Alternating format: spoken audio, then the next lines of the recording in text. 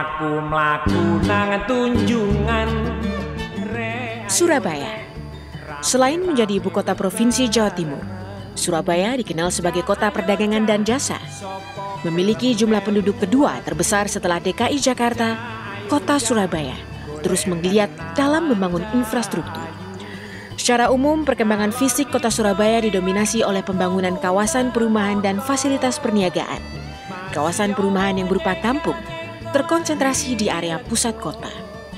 Selain itu, berdasarkan data Badan Pusat Statistik Kota Surabaya, angka indeks pembangunan manusia di Kota Pahlawan tersebut mengalami kenaikan dari tahun ke tahun. Pada tahun 2010, IPM Kota Surabaya berada pada angka 65,36, kemudian naik menjadi 66,06 pada tahun 2011 dan 68,14 pada tahun 2014. Seiring perkembangan fisiknya, kota Surabaya juga membenahi problematika penyandang masalah kesejahteraan sosial atau PMKS. Tidak hanya di kota Surabaya, PMKS seperti prostitusi, anak-anak jalanan, dan gelandangan pengemis juga mengemuka di kabupaten kota lainnya di Jawa Timur.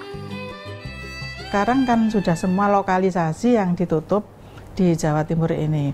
Pasca lokalisasi itu ada bantuan ya tentunya, itu dari Biro Kesra dan dari Pemkab dan Pemkotnya sendiri.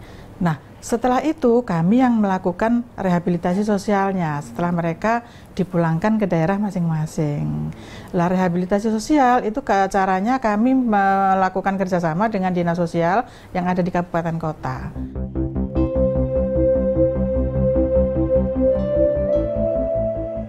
Kota Surabaya pernah sangat dikenal akan keberadaan lokalisasi prostitusi bernama Gang Doli. Meski menuai pro dan kontra, pada 18 Juni 2014, pemerintah kota Surabaya bekerjasama dengan berbagai pihak lainnya secara resmi menutup area praktik prostitusi yang berada di Kelurahan Putat Jaya tersebut. Kini pemerintah kota Surabaya telah membeli dan mengambil alih beberapa bangunan yang ada di Gang Doli dan mengubah fungsinya menjadi lebih positif. Salah satunya dengan menjadikan bangunan tersebut balai pelatihan keterampilan bagi masyarakat sekitar. Meski Doli telah resmi ditutup, Wali Kota Surabaya Tri Risma hari ini tidak menampik kemungkinan adanya lokalisasi baru yang sifatnya berpindah-pindah, sehingga menyulitkan aparat untuk mendeteksinya.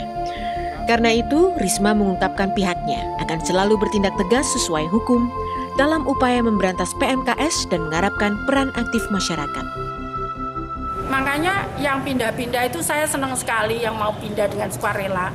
Ini nanti ada lagi karena kalau enggak itu akan anak-anak di situ, mereka kan juga banyak anak-anak kecil yang ada di situ. Nah, saya khawatir mereka anak-anak kecil itu kan juga melihat suasana seperti itu yang makanya saya akan koordinasi dengan BPWS untuk bagaimana penanganan ini karena dipakai untuk lokalisasi.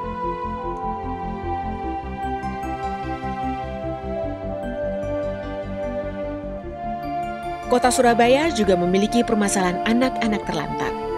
Dinas Sosial Kota Surabaya mencatat, hingga tahun 2015, sedikitnya ada 534 orang anak terlantar di Kota Surabaya.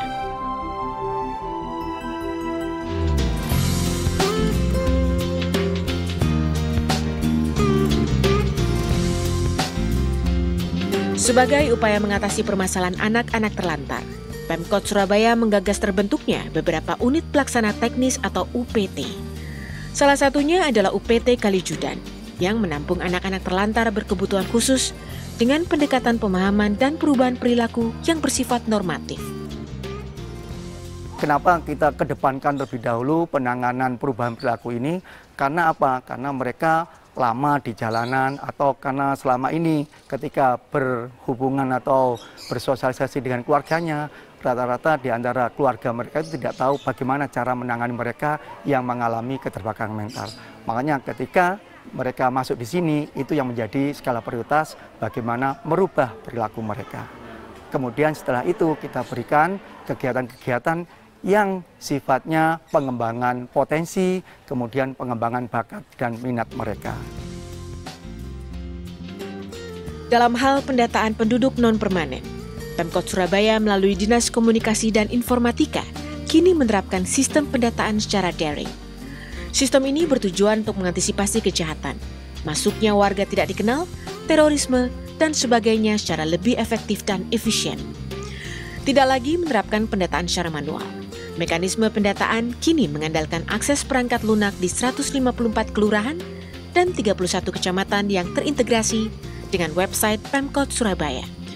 Kedepannya, mekanisme daring ini akan diterapkan ke tingkat rukun warga dan rukun tetangga. Kedepan Wali Kota sudah menginstruksikan kepada kami, inginnya beliau itu ini berbasis RW. Artinya yang memasukkan data ini adalah nanti Ketua RW. Jadi Ketua RW yang paling tahu kan berapa sih penduduk pendatang yang ada di situ. Cuman kita juga ketika RW itu nanti memasukkan data, tidak langsung masuk ke database. Harus di cross check dulu oleh teman-teman yang ada di tingkat kecamatan atau kelurahan. Jadi teman-teman kecamatan harus ngecek lagi benar nggak yang dilaporkan Pak RW. Kita takutnya RW melaporkan data fiktif gitu ya. Ini.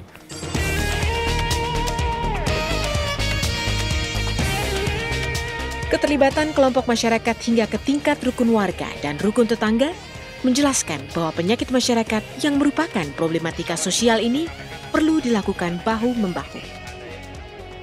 Selain kota Surabaya, beberapa kota besar lainnya di Indonesia juga memiliki problematika sosial yang membutuhkan penanganan secara cepat dan menyeluruh, serta melibatkan kerjasama berbagai pihak. Salah satunya Kabupaten Kutai Kartanegara di Kalimantan Timur.